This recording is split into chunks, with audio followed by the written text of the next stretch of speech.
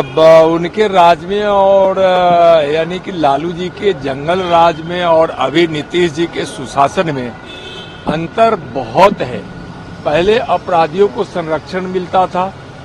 15 वर्षों में लालू जी ने जंगल राज को स्थापित कर बिहार को बर्बाद, बदनाम और चौपट कर दिया था।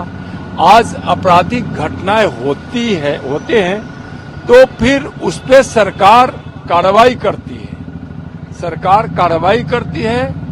और तत्परता के साथ अपराधी पकड़े जाते हैं, कानून तक ले जाती है, न्यायालय तक ले जाने का काम सरकार करती है और सजा दिलाने में तत्परता से आगे बढ़कर काम करती है। अंतर है। और लालू जी के उस जंगल राज में क्या हुआ था? पलायन हुआ था। अपराधी कहाँ मिलते थे?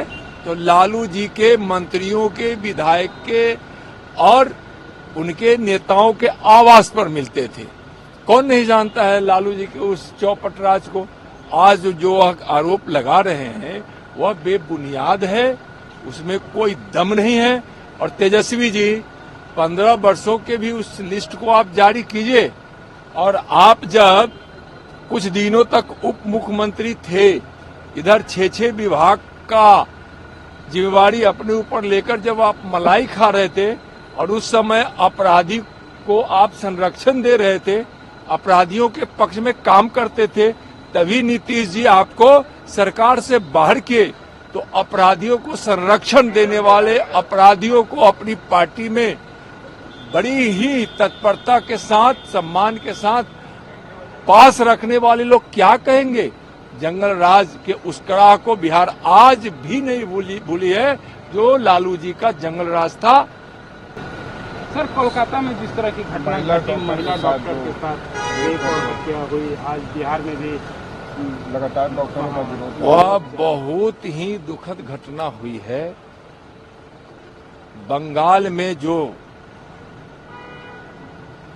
उस डॉक्टर बहन के साथ,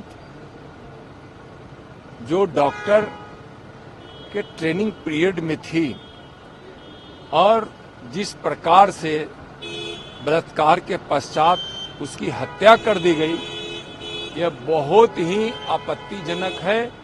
काफी ही जघन्य अपराध हुआ है और ममता बनर्जी जी की सरकार उस अपराध को डाइवर्ट करना चाहती थी, उस पर पर्दा डालना चाहती थी। तो न्यायालय ने संज्ञान लिया और न्यायालय ने सीबीआई को यह केस सौंपने का निर्णय लेकर एक बड़ा काम किया है। दस्तावेज भी सीबीआई को सौंपा जाए, इसका भी निर्देश न्यायालय से मिला है। सीबीआई तत्परता से जांच करेगी और दोषियों को सजा दिलाने का काम सीबीआई करेगी। सर, बिहार में नीतीश कुमार ने एक बड़ा फैसला लिया है, वक्फ बोर्ड की जमीन पे 21 नए मदरसे का निर्माण कराया जाएगा। तो सरकार की नीति है जो अभी तो जेपीसी को वक्फ बोर्ड की संपत्ति के संबंध में चर्चा करने के लिए और उस पर सुझाव देने के लिए, विचार करने के लिए भेजी है। केंद्र की सरकार का, मोदी जी की सरकार, जो मोदी जी के नेतृत्व में एनडीए की सरकार है, उसका विचार यही है कि जो वक्फ बोर्ड की संपत्तियां हैं उसको अल्पसंख्यकों के, महिलाओं को, बच्चों को और गरीबों को उसका लाभ पहुंचे। जो लाभ पहुंचता नहीं था, तो यह मोदी सरकार की नीति स्पष्ट है और मुझको लगता है कि नीतीश जी जो निर्णय लिए होंगे वह इस विचार के आसपास ही होगा।